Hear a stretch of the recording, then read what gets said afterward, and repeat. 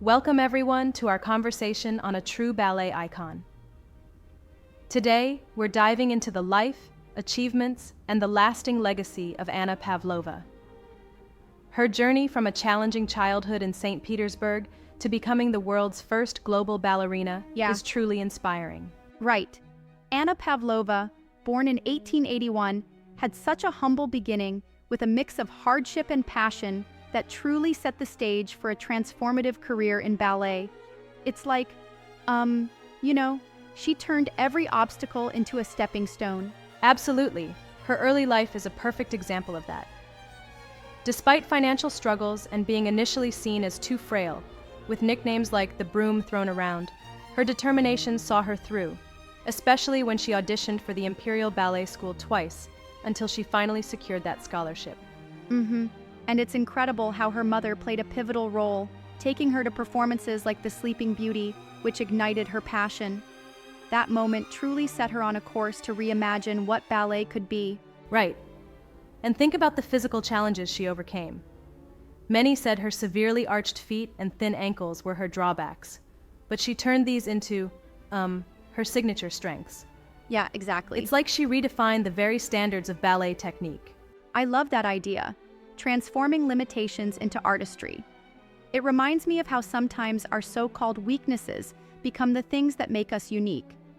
But then she also had that breakthrough performance, the Dying Swan, which really became her calling card. Exactly. The Dying Swan wasn't just a performance. It was like her emotional fingerprint on the world of ballet. Her portrayal, full of delicate movements and profound emotion, became iconic. Think about the fact that she performed it around 4,000 times. Right. That's almost unbelievable. And her influence wasn't confined to Russia at all, was it?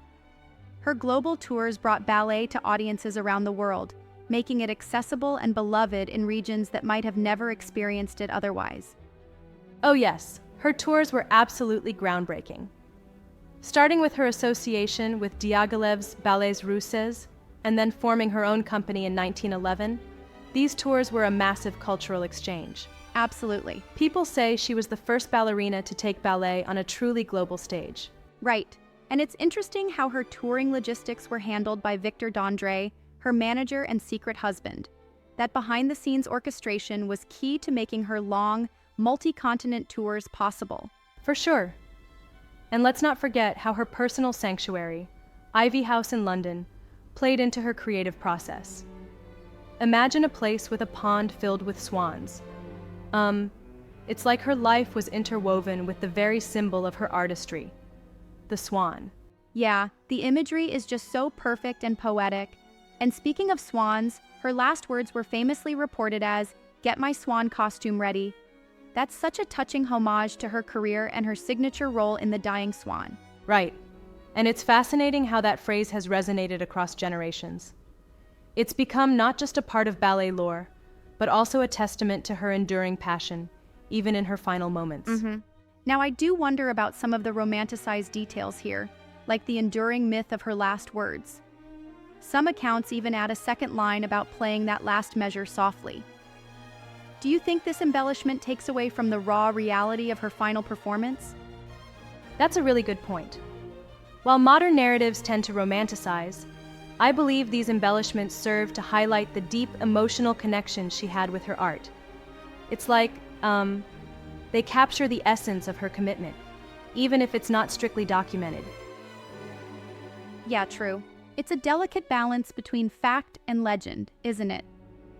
And then, there's another interesting facet, the Pavlova dessert, a meringue-based treat named in her honor. It's fascinating how her legacy stretches beyond ballet into the culinary world. Absolutely. The dessert represents her elegance and lightness in such a fun and unexpected way. It's like a sweet nod to her grace and charm, and it even sparked a tasty rivalry between Australia and New Zealand. How cool is that? Right. Totally cool. And talking about her influence further, her collaborations with figures like Uday Shankar introduced non-classical, ethnic dance elements into her repertoire. That really broadened the reach of ballet, making it more inclusive. Indeed, her willingness to incorporate diverse dance styles not only enriched her own performances, but also paved the way for future cross-cultural explorations and movement. It was almost like she was a pioneer, saying, "Dance is universal." Yeah, and her impact on ballet technique itself can't be overstated. Her unusually high arches influenced the design of modern pointe shoes, making them safer and more supportive for emerging dancers. That's a technical contribution that still matters today. Right. It's like her style literally reshaped ballet from the ground up. From the tip of the shoes to the arc of the dance. It's brilliant how her personal attributes, once seen as hindrances, were turned into innovations. Absolutely. And then there's her role in early cinema too.